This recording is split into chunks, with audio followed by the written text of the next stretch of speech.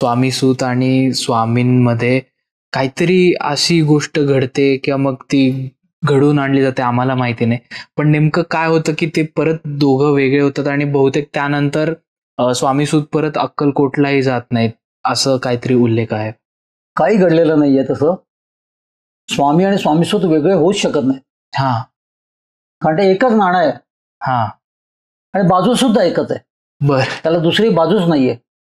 त्यामुळे ते वेगळे कधीच होऊ शकत नाही ना कधी कोण त्यांना वेगळं करू शकेल. प्रसंग असा आहे मुळामध्ये, स्वामीसूत हे कधी कधी ट्रान्समध्ये जायचे. बर, आणि तिथे ते स्वामी महाराजांचे संधान साधायचे मुंबईत असताना. आणि स्वामी महाराजांची बोलायचे, अभंगाच्या द्वारे बोलायचे, काय वगैरे, आणि सगळेजण ऐकायचे. बरं, त्यांना जे अभंग स्फुरायचे ते सरळ बोलून जायचे. ते त्यांनी कधी असे टिपून ठेवले नाहीत.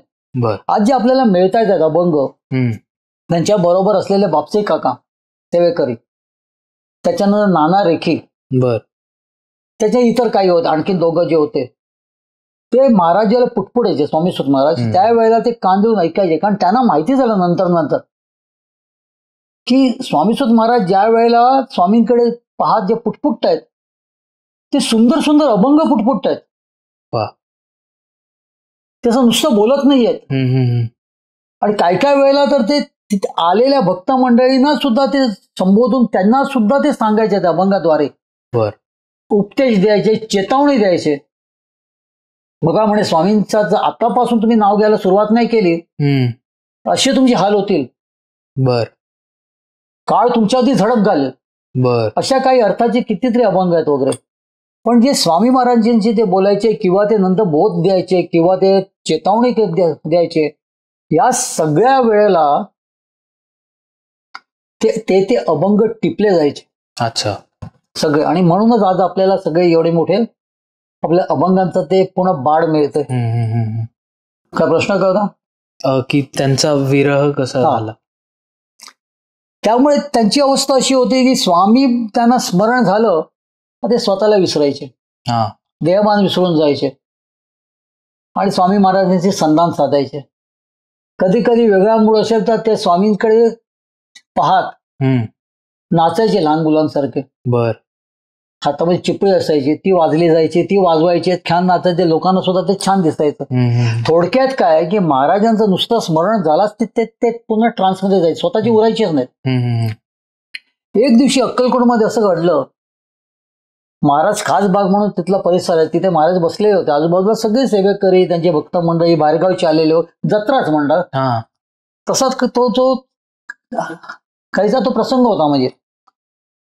आणि स्वामी सुद्धा माहिती होतं आपल्यावरती ही इथली लोक खूप द्वेष करतात.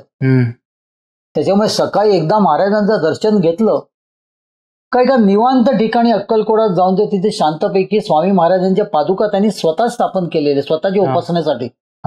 तिथे त्या पादुकांच्या समोर ते शांतपैकी बसायचे. बर, त्यानंतर ते महाराजांच्या दर्शनासाठी यायचे ना, कारण त्यांचे महाराज तिथे ते त्यांच्या समोर असायचे. महाराजच ना ते. बरोबर.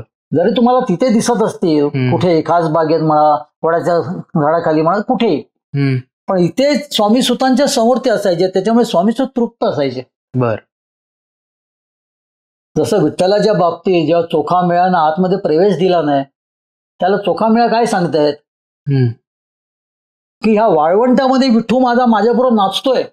अच्छा, मग आतमध्ये उभा आहे तो कोण आहे? कोण आहे? तसा महाराज जरी कुठे जरी असले तरी स्वामी सुतांच्या सानिध्यात स्वामी सुतांच्या बरोबर असायचे तिथे सुद्धा. तरी पण महाराजांच्या दर्शनासाठी स्वामीसूत महाराज सकाळी एकदा जायचे. तिथे अगदी थोड्या वेळामध्ये महाराजांचं दर्शन झालं ते पुन्हा येऊन त्या ठिकाणी जिथे त्यांनी स्वतः पादुका स्थापन केलेले स्वामी सुतांनी स्वामी महाराजांच्या, तिथे त्यांची उपासना चालायची. बर, मग सकाळपासून संध्याकाळ कधी व्हायची, सूर्य कधी मावळतीला जायचा, कसला पत्ता नसायचा. कधी कधी एकटेच काळोखात बसले असायचे. तो सुद्धा एक प्रसंग आहे. अच्छा, स्वामी महाराजांकडे कोणीतरी येऊन कापराच्या वड्यांची येऊन तिथे रोषणाई करत होतं. स्वामी महाराज म्हणाले, अरे मेरा हनुमान अंधेरे में बैठा है और यहाँ तुम दिये जला रहे हो. जा म्हणे, चालतो इथून जा. आणि त्यांनी विचारपूस केली की मग त्यांनी सांगितलं, महाराज याचे स्वामी स्वतःना हनुमान म्हणायचे, कधी मारुती म्हणायचे, कधी प्रेमाने लाडाने चंदूलाल सुद्धा म्हणायचे. बर बर बर. आपल्याकडे एखादं लहान बाळ असलं त्याला सुद्धा आपण कधी कधी हम्म. ते टोपण नाव नसतं, एक आपलं त्या वेळेला आपण त्यांना एक प्रेमाने लाडाने.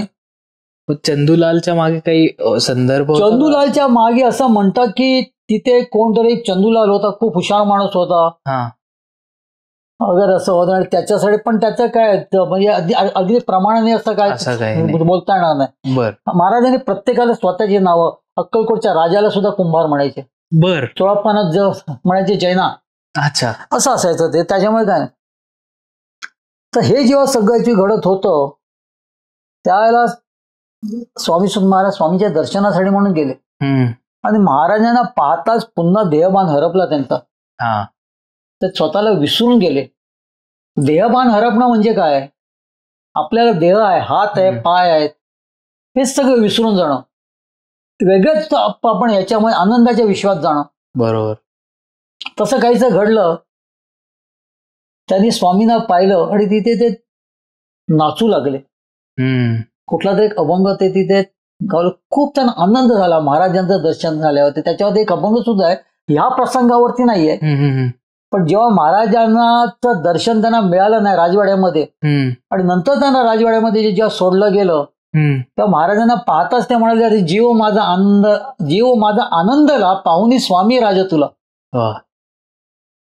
तसाच काय तो अवस्था त्यांची त्या दिवशी सुद्धा झाली. बर. पण ट्रान्समध्ये गेले, देहभान हरपला वगैरे, आणि ते तिथे डुडुडुळून नाचू लागले लहान मुलासारखे. देहभान नाही, त्याच्यामुळे अंगात कपडे काय आहेत तो पण भान नाही. मग अशा वेळेला पायामध्ये खडावा आहेत, त्याचा भान कसा राहील. करेक्ट. पण खडावाचा आवाज होत होता. बर. तर सगळी लोक जी होती त्यांना ते बघवतच नव्हतं.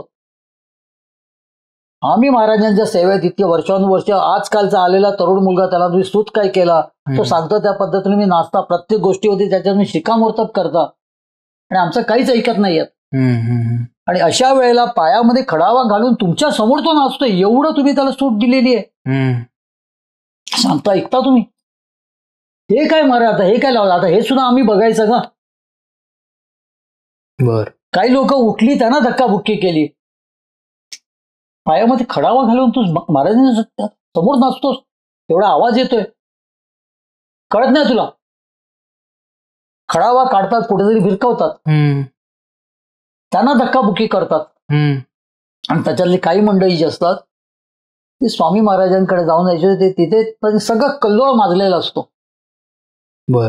काही मंडळी स्वामी महाराजांकडे, मी माझ्या परीने, तू तुझ्या परीने, तर अशा पद्धतीने महाराजांकडे सगळे ते आपापल्या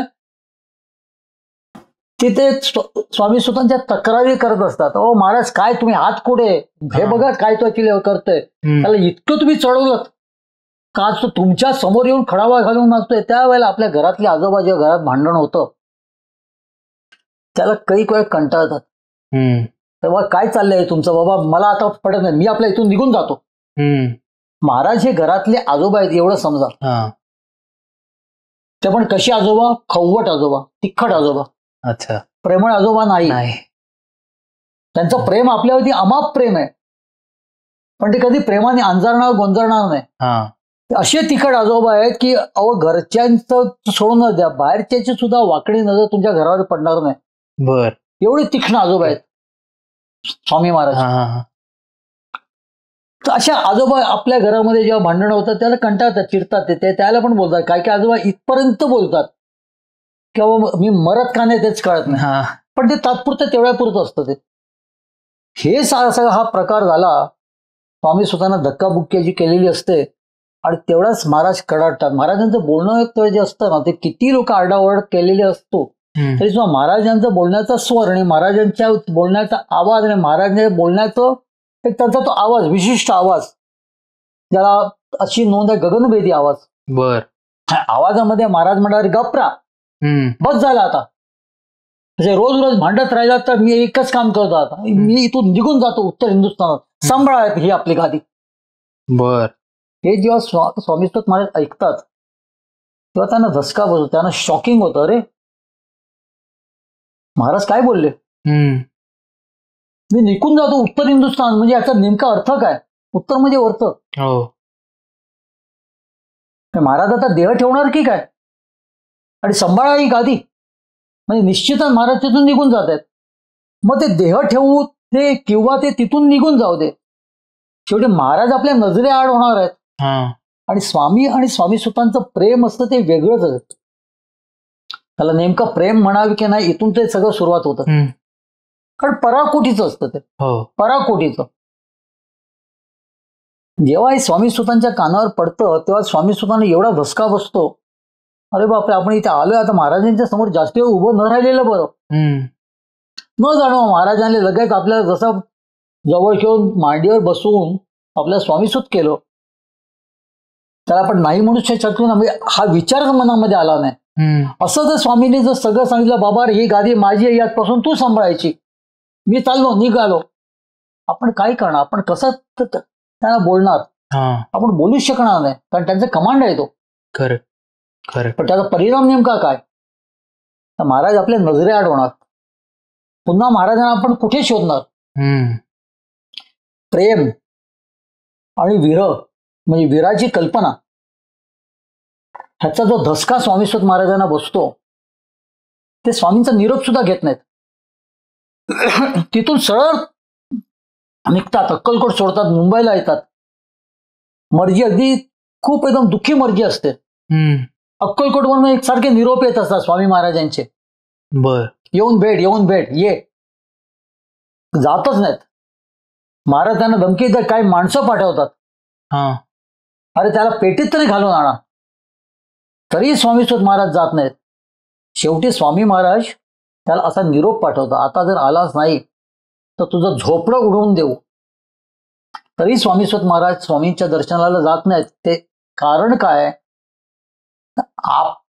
आपल्या हयातीमध्ये आपल्या वडिलांनी देह ठेवणं किंवा आपल्या नजरे आड होणं ते आपल्याला सहन होईल का? नाही होणार ते आपल्याला सहन. म्हणून ते शेवटपर्यंत त्यांच्याकडे जात नाहीत. अच्छा.